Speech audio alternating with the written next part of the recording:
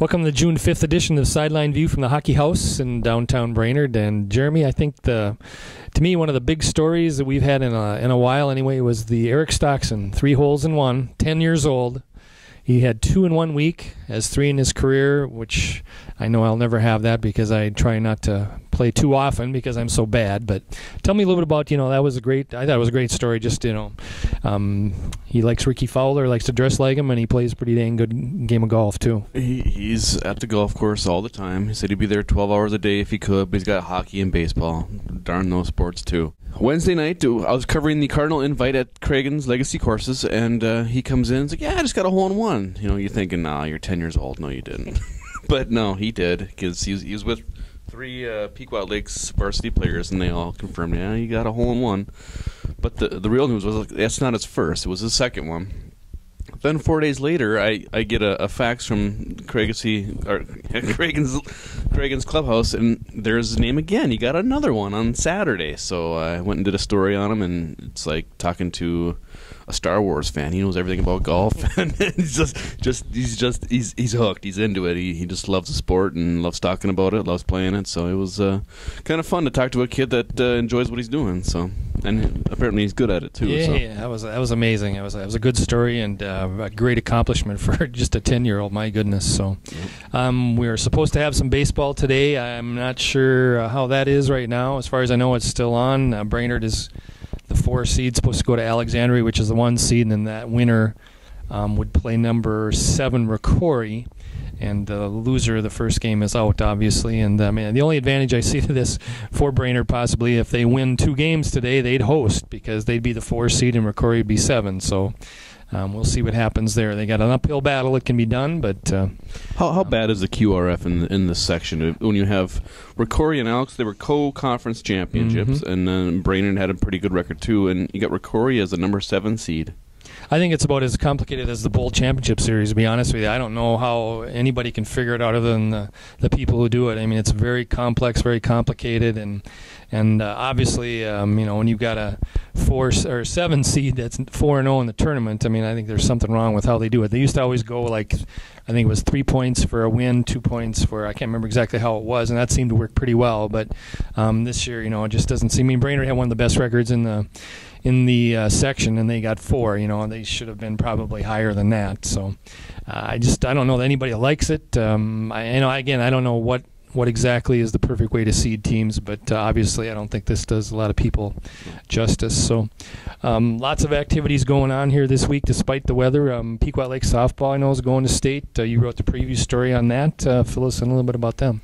Pequot Lakes going to the state for the first time in softball, and they have Hermantown, which has been there 19 times, so it's kind of a contrast of programs there. Pequot up and coming, Hermantown's been there. I guess it's been the same coach too. I don't know what his name is, but he's been there almost for all those 19 trips. They've won 3 titles. Last one 2009. They were in the state final in 2010, I want to say, with the pitcher that they have right now, who's going to NDSU next year. She's really good. But talking to Brett Surgeon, you're not going to go to state unless you have a good pitcher. And Pequot does too. Katie White, she's a junior. She's been pitching for 3 years now. She's really good too. But I don't know if they've seen the caliber of pitching that they're going to see at the state tournament. We'll see. I mean, Pequot's swinging some pretty good bats. Katie White, Jessica Kreitz, there's some good players on the team. They are without Keela Miller. I guess she tore her ACL, so their starting shortstop is out. They got a freshman playing shortstop right now. So. Wow. We'll see. Defense and pitching is the key down at the state tournament because runs are a premium. So we'll see how they handle the pressure and play some defense. And we've got a ton of kids advancing in track. I mean, you can chip in here where Brainerd has about, I think it's around 12 or 15, I think, including alternates that advanced. I mean, obviously there's some relays in there. Allison Kozabet, I think, has got a good chance to place very high in the 800. John Asprey in the discus is looking like he has a shot to maybe top 5 or even higher. And the rest of them just kind of see how it goes. Again, a lot of things there deceiving with seed times, distances, and heights. I mean, that's just how you do in the section.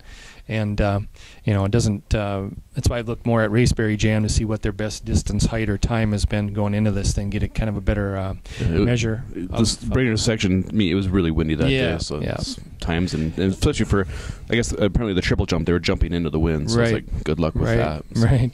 And we have several area kids, I think I've got a shot in the 1A. I mean, Brian Huber, Jalen Beachy, both from Staples, Vanessa Lane, Tyler Tappy from Pequot, Matt Nuhr, and Devin Strack from Pillager, all very highly seeded or regarded going into that thing. So last year was a real bonanza for 1A and in track, and it looks like it's going to be again this year as well. And also, I mean, we've got quite a few golfers qualify for state for next week. They dominated. Pequot Lakes and Staples both dominated their section. They both had 27-stroke leads after the first round. And then because of rain, they were shortened to 27 holes instead of 36, and they just, there wasn't enough holes to play to get caught up. But Pequot girls and Staples boys are going to go to state. Staples has been there. They were there last year. Pequot was there 2 years ago, so it's kind of nothing new. They've been there before. They kind of handle the pressure. Staples boys, they could do something. I think they're one of the better teams in Class 1A. Pequot girls, they're going to have to beat Detroit Lakes, which is really good. They haven't beaten them yet this year, and they play them all the time, it seems like.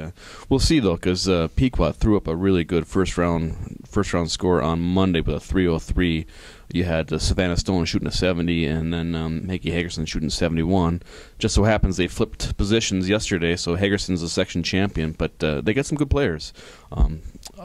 Individually, we have a Pillager, Miss Pettit's going. I think she's the very first Pillager girl to go to state, so they had a Pillager boy go, Kavanaugh, but she might be the first Pillager girl to go. Cody Mager from Pine River Backus is also going, and then Brainerd's Jenny Meesing advanced. Was it her third time or fourth time? Yeah, something like that. I can't remember exactly how many for her. And Emily Israelson's going as well, right? Yep, for Staples She's girls. the only Staples girl going. Only one. So we've got about 15 or so going there. So individually or as a team. So had a good golf season despite the awful conditions we've had this spring. So. Were you touched on everything? Everything's good to go. Full speed ahead, except for the weather? Just waiting for the weather. Okay. All right, thanks for joining us, and hopefully we will join you again next week from the Hockey House.